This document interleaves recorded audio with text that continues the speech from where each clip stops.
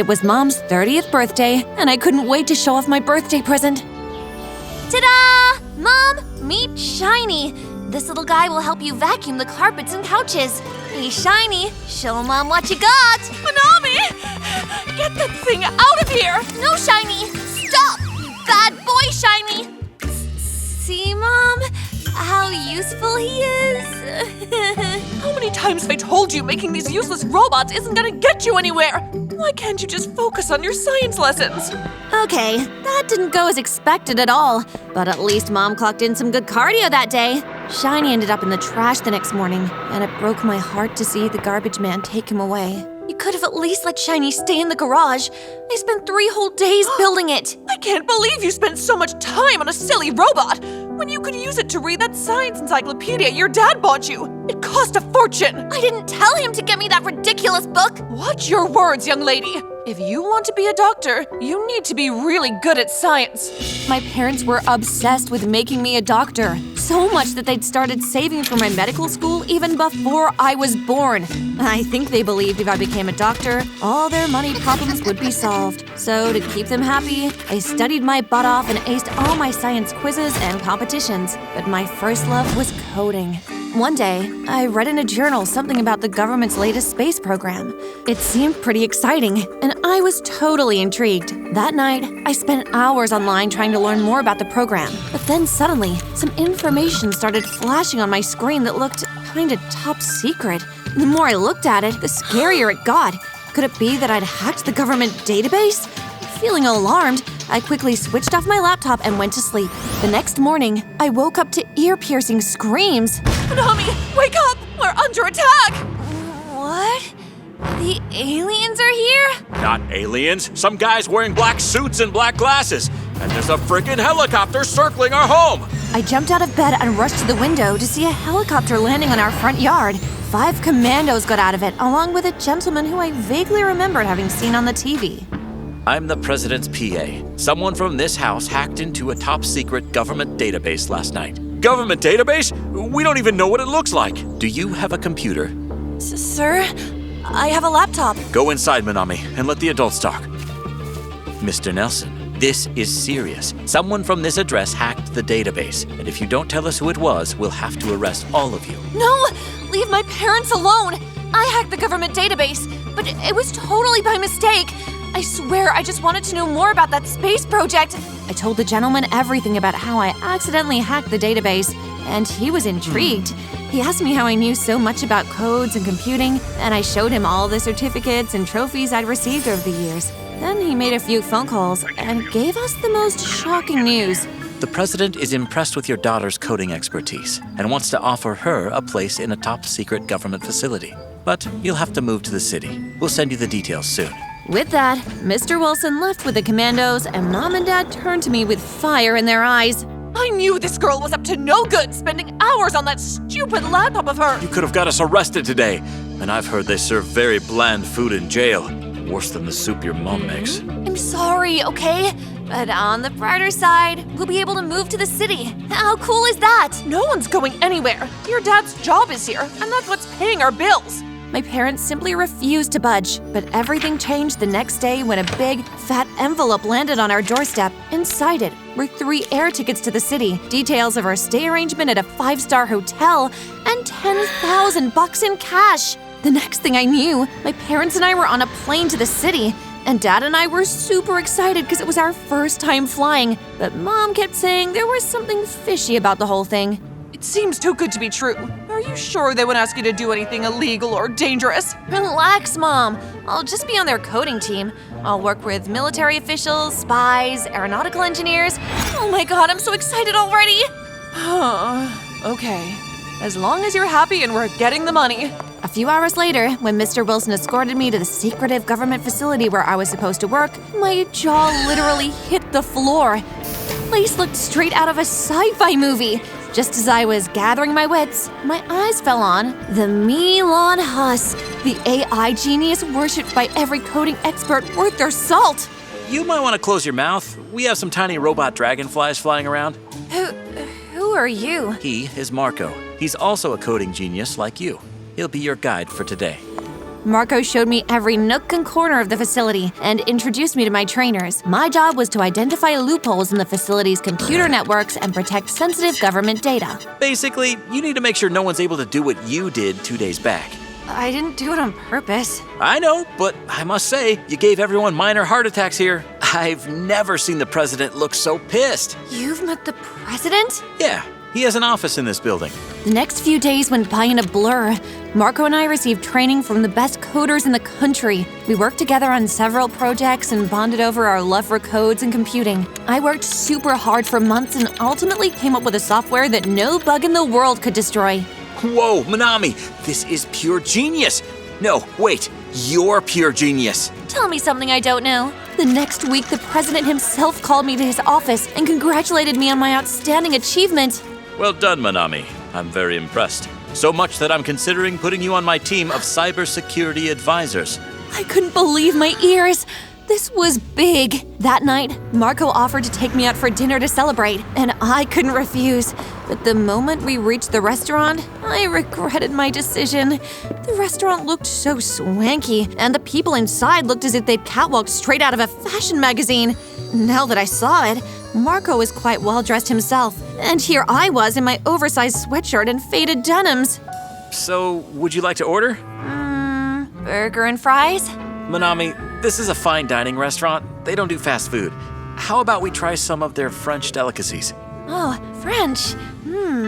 Sounds awesome. I looked at the menu and my mind started spinning reading the names of all those fancy dishes. I'll just have this with this. Are you sure? Positive. I love it. I always have it when I'm in France. In reality, I'd never set foot in the country, but Marco didn't need to know that. But when my order arrived a few minutes later, my eyes literally popped right out of my head. It was a mix of friggin' snails and some other creepy crawlies. What happened? You said you loved it.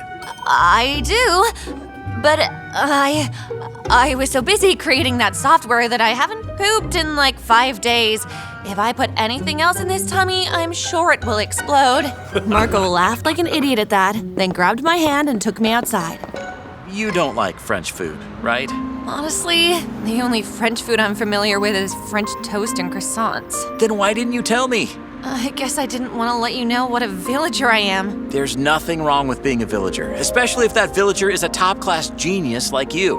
Okay, how about that burger and fries? I know of a fantastic fast food joint down the road. Say no more. My tummy is already growling. I had an amazing time with Marco. Marco was super easy to talk to, and I ended up telling him everything about my parents and my very middle-class upbringing. They must be super proud of you. Not as much as you'd think. They wanted me to be a doctor because they think doctors earn well. That's why I want to earn tons of money and show them coders can be richer. I wanted to be a footballer as a kid, but Dad wanted me to take up coding. He wants me to be a part of the National Cybersecurity Office. So now that's my goal too. I'm sure you'll get there soon. The next day, I walked into the facility with a spring in my step. My software was going to be installed in every computer at the facility. But as soon as I got inside, I was greeted by pure chaos. What happened? Someone hacked into the facility's main server and a major chunk of sensitive government data is gone. What do you mean, gone? He means someone stole sensitive data and put a bug in the main server. What? Who would have done that? Someone smart enough to hack into the government database, someone who knew this cannot be done once the software gets installed, someone who wants the money that data can fetch. I don't understand. Stop playing games, girl. I know it's you. Why would I do that? I created the software to protect sensitive data. It was all a farce so no one would find out what you were actually up to. Weren't you telling Marco yesterday that you wanted to earn tons of money? I looked at Marco shocked, but he was just as surprised as me. Every single person in this facility gets spied on. Now listen, girl. Either you get that data back or get ready to rot in jail with your parents. But I don't have it. Please, give me a few days and I'll try and find out. Please. Sir, let's give her 6 hours to get back the missing data. Monami, your time starts now. With that, Mr. Wilson and the president simply left. My mind went numb. 6 hours? How could I retrieve the missing data in such a short span of time? I rushed back to the hotel to Mom and Dad. Mom, Dad, pack your bags, quick. We're leaving. What? Why? Are they shifting us to a better hotel? They will shift us to jail if you don't hurry up. I knew it. I knew this job meant trouble. What did you do? Is it something illegal? I didn't do anything. Someone framed me for a crime I didn't commit. And you think running is the solution? They're the government, Monami. They'll find us no matter where we go. Your mom's right. I turned around to see Marco standing at the door. In my hurry, I hadn't even realized I'd left it open. And what am I supposed to do? Just sit here and wait to get arrested by the authorities? No, do what you do best. Marco then suggested I hack every computer at the facility and try to locate the missing files. I'm pretty sure this is an insider's job. Come on, let's get to work. For the next 6 hours, Marco and I worked like crazy, hacking every system in the facility. And then just as we were losing hope, we managed to locate the missing files, but in the most unexpected place. Isn't this the president's system? Yes? But why would the president steal these files? I don't know. This is bizarre. Wait, there's one other person who can access the president's computer apart from himself. His PA, Mr. Wilson? Precisely, Mr. Wilson, the president's PA, and my dad. I was shocked. Mr. Wilson was Marco's dad? How come you never told me you were Mr. Wilson's son? I thought you already knew. Gosh, this is so confusing.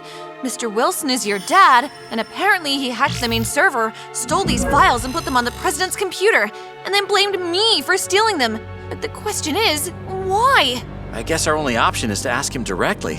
Marco, I hope you know what that means. I do. Listen, Monami, if my dad's really guilty, he needs to be punished. Nothing is above the safety and security of the nation. Marco and I were about to leave for the facility when a team of commandos arrived at the hotel to arrest me, apparently. We both calmly accompanied them to the president's office. Sir, we've located the missing files, and they're right here on your computer. What nonsense! This is impossible! We have proof, Mr. Wilson. Whoever hacked the main server and stole these files put them on the president's system. This was the safest place to store them, right? Wilson, what is she talking about? How did this happen? I don't know. She has something to do with it. She put the files in there. Stop lying, Dad. I was with her the whole time. She didn't do it. Marco, you stay out of this. I won't. I know Monami is innocent. I can't let her get punished for nothing. Suddenly, Mr. Wilson's face contorted with rage. You idiot. I did all of this for you. I wanted you to be on the national cybersecurity team. But this girl outsmarted you and grabbed the position. I had to get her out of the way.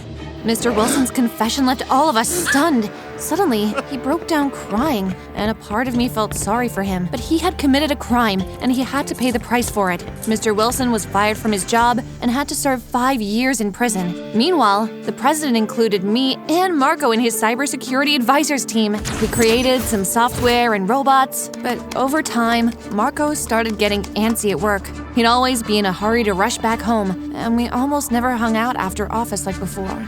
Wait, Marco, I need to complete this code. We'll work on this tomorrow. I have to go now. You seem to be quite busy lately. Yes. With whom, may I ask? Let's just say the love of my life is keeping me busy. Bye. Gotta go. I don't know why, but I felt like punching a hole in the wall at that moment. Marco was in love with someone? Why did the thought make me want to puke? Without thinking, I picked up my bag and decided to follow Marco. I wanted to see the bimbo he was in love with. I followed him to the car park, but noticed instead of going towards his car, he was headed in the opposite direction. Oh, so his girlfriend has come to pick him up. How romantic.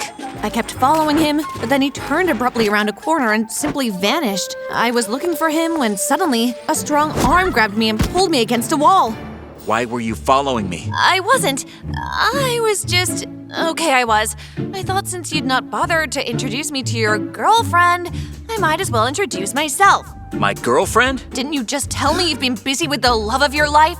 The girl you can't wait to run to after office every day? Oh, wait, now I know why you never introduced us. She must be some sophisticated, rich socialite. You wouldn't want her to know you're friends with a poor village girl. Suddenly, Marco bent forward and kissed me. I felt a million bulbs explode in my head. I'm in love with you!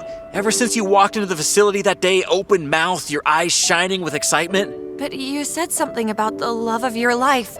Yep, football. Remember I told you I wanted to be a footballer as a kid? Well, I've been training to get into the state team. What? That's awesome. I wanted to keep it as a surprise. I thought I'd tell you once I get selected. But what about this job? This job was my dad's dream, not mine. And as much as I love coding, I've realized this isn't what I want to do with my entire life. I was so happy that Marco was trying to follow his true passion, but a part of me was also sad that he might no longer be with me in the office. So, about what I said earlier, I love you, Monami. And if the raging jealousy I saw in your eyes when you were giving your little speech about my rich, sophisticated girlfriend is any indication, you like me too. Like? No, silly. I love you.